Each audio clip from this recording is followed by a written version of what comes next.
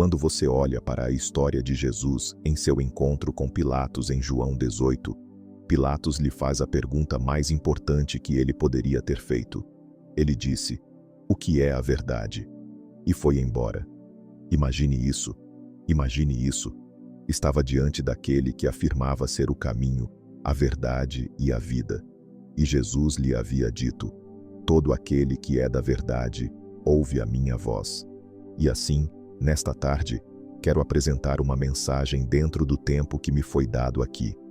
E a mensagem é: porque eu acredito que Jesus Cristo é o caminho, a verdade e a vida. Escrevi muito sobre esse assunto. Escrevi um livro chamado Jesus entre Outros Deuses e um chamado Por que Jesus? Mas nada disso estou trazendo aqui hoje. Estou apenas trazendo algumas ideias existencialmente relevantes que, espero, sirvam de impulso em sua vida para levar essa mensagem por onde for. Veja, os filósofos dizem que a verdade geralmente é medida de 3 maneiras: consistência lógica, adequação empírica e relevância experiencial. O que você diz é logicamente consistente, é verificável empiricamente, é relevante para a experiência humana. A consistência, verificabilidade e relevância. Deixe-me focar apenas na terceira, a relevância da mensagem de Jesus, e falar um pouco sobre isso com você. Primeiro, a descrição da condição humana. Ninguém descreve o seu coração e o meu coração com mais precisão do que Jesus Cristo. Ontem falei com uma jovem mulher de uma fé completamente diferente, de outra parte do mundo. Ela me disse: "Nunca acreditei em Deus por causa do ídolo em que acreditava antes. Mas agora, seguindo Jesus Cristo, vi meu coração de uma forma que nunca havia visto antes." Foi na década de 1980, durante a Guerra Fria, que fui convidado para Varsóvia, na Polônia. Era sombrio, frio, e a presença soviética já era forte. Me levaram a outra cidade onde eu falaria para uma audiência polonesa. Um dia, um médico me perguntou: "Ravi, você já foi a Auschwitz?" Eu disse que já havia estado em Buchenwald e Dachau. Ele respondeu: "Não, esses são campos de concentração. Auschwitz é um campo de extermínio. Já esteve em um campo de morte?" Ele me levou até lá. Emocionalmente, eu estava totalmente despreparado para o que veria.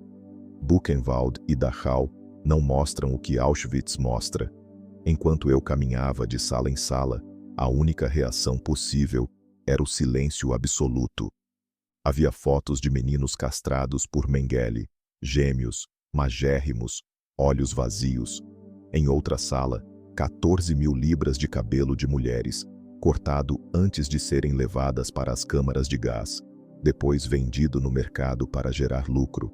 Eles eram exterminados a uma taxa de 12.000 por dia, empilhados nus, ombro a ombro, sem saber o que viria, achando que iriam tomar banho, até que o gás começava a descer. Eu saí de lá pensando: é isso que somos capazes de fazer, mesmo ouvindo as melhores músicas e tendo as melhores educações. Mas eu perdi algo importante ali. O problema do mal não é apenas que ele está em todo lugar, mas que está dentro do nosso próprio coração. Viktor Frankl, prisioneiro em Auschwitz, disse: "Se apresentarmos ao homem um conceito falso de humanidade, como se fosse apenas instinto ou reflexo, alimentaremos o niilismo ao qual ele já está inclinado." Ele disse que as câmaras de gás de Auschwitz não começaram em Berlim, mas nas salas de aula de cientistas e filósofos nihilistas. Hoje, o relativismo é ensinado nas mais altas instituições, formando jovens que não acreditam mais em verdades absolutas. O início da corrupção pode estar atrás de um púlpito. O fim dela é a dessensibilização da consciência. Um dos meus heróis era Malcolm Muggeridge. Nos seus anos de juventude, enquanto lecionava jornalismo na Índia, ele foi nadar num rio e viu ao longe uma mulher entrando na água. Dominado pela luxúria, decidiu nadar até ela. Mesmo com uma voz interior dizendo: "Não faça isso", ele ignorou. Ao se aproximar, A mulher, assustada, se cobriu. Margaret viu que ela tinha lepra, sem dedos, sem nariz, sem lábios. Ele quase disse: "Que mulher horrível!" Mas logo percebeu: não era ela quem era horrível, era o coração dele. A pornografia hoje, com rostos e corpos perfeitos, desperta os desejos mais feios dentro de nós, desejos que nenhuma pessoa pode satisfazer. Jesus disse que o coração é desesperadamente corrupto. Nietzsche declarou que Deus estava morto e previu que o século XX seria o mais sangrento da história. E assim foi. No dia em que você perceber que seu coração precisa de um Salvador, você pode se tornar parte da resposta, e não só mais uma pergunta. Jesus é a resposta para a nossa condição. Segundo, a provisão para o nosso mal. Jesus é o único que oferece um Salvador. Em um café da manhã de oração na ONU, falei sobre a busca por absolutos em uma cultura relativista. Disse que há 4 áreas em que procuramos absolutos: mal, justiça, amor e perdão. E então perguntei: onde na história esses 4 se encontram? Em um lugar chamado Calvário. Jesus mostrou o mal do nosso coração, foi justo e justificador, nos amou e disse: Pai, perdoa-lhes. Um embaixador me disse: hoje encontrei o motivo de estar aqui. Vim encontrar Deus. Outro exemplo: em Jerusalém, falei com um dos fundadores do Hamas. Contei a ele sobre Abraão, que levou seu filho para o sacrifício, e Deus proveu um substituto. Disse: do mesmo modo, Deus levou seu próprio filho até uma colina e proveu o sacrifício. E completei: até aceitarmos o filho que Deus proveu, continuaremos oferecendo os nossos filhos nas guerras deste mundo. Ele me abraçou, me beijou no rosto e disse: você é um bom homem.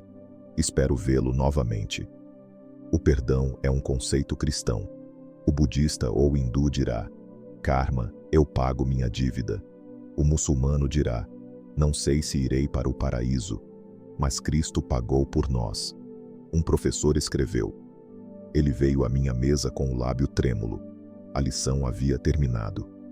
Professora, você tem uma nova folha? Eu estraguei esta. Peguei sua folha toda borrada. Dei-lhe uma nova e disse: agora, faça melhor, meu filho. Assim também Deus faz conosco. Terceiro, ele nos equipa no sofrimento. Escrevi com Vince Vitale um livro chamado Por que o Sofrimento? Nenhuma outra cosmovisão dá uma resposta verdadeira ao sofrimento. Mas Jesus carregou nossa dor, nos dá força e caminha conosco pela escuridão. Você pode estar passando por um momento difícil. Pode ser um relacionamento rompido, uma doença, um problema financeiro. A dor é real. Mas Cristo em você é a esperança da glória. James Stewart, da Escócia, escreveu: eles o crucificaram, sem saber que estavam trazendo o mundo aos seus pés. Deram-lhe uma cruz, sem saber que seria um trono. Expulsaram-no dos portões, sem saber que estavam abrindo os portões do universo. Pensaram que tinham Deus encurralado, mas era Deus quem os havia levado até ali. Ele venceu, não apesar do mal, mas através dele. Anne Johnston Flint, cega, com câncer, incontinente, escreveu: quando nossa força acaba, o dar de nosso Pai apenas começa. Ele dá, e dá, e dá de novo. Quarto, ele dá significado ao tempo. O existencialista vive o momento, o tradicionalista vive o passado, o utopista vive o futuro. Jesus conecta todos eles. Ao partir o pão, ele disse: façam isso em memória de mim. Passado, até que eu volte. Futuro, ele dá significado a toda a história. Tempo é a tela onde pintamos nossa vida. A eternidade é o olho da fechadura pelo qual enxergamos a galeria completa. Um dia, veremos o plano completo de Deus. Por fim, a ressurreição de Jesus Cristo. Ela transformou vidas como a de Pedro, que antes era impulsivo e depois foi crucificado de cabeça para baixo. Tomé, que duvidava, caiu de joelhos. Meu Senhor e meu Deus. E Paulo, que perseguia cristãos, escreveu 1/3 do Novo Testamento. Todos viram o Cristo ressuscitado. E todos pagaram com suas vidas. Em 1971, fui ao Vietnã pregar aos soldados. Eu tinha 20 e poucos anos. Meu intérprete, 17. Antes de ir embora, recebi um bilhete de um soldado. Nunca falei contigo, Deus. Disseram que você não existia, e eu acreditei. Mas ontem, num buraco de bomba, olhei para o céu e percebi que mentiram. Talvez esta noite eu vá para a tua casa. Estranho, agora que te conheci, não tenho mais medo de morrer. Will Durant escreveu: César e Cristo se encontraram na arena, e Cristo venceu.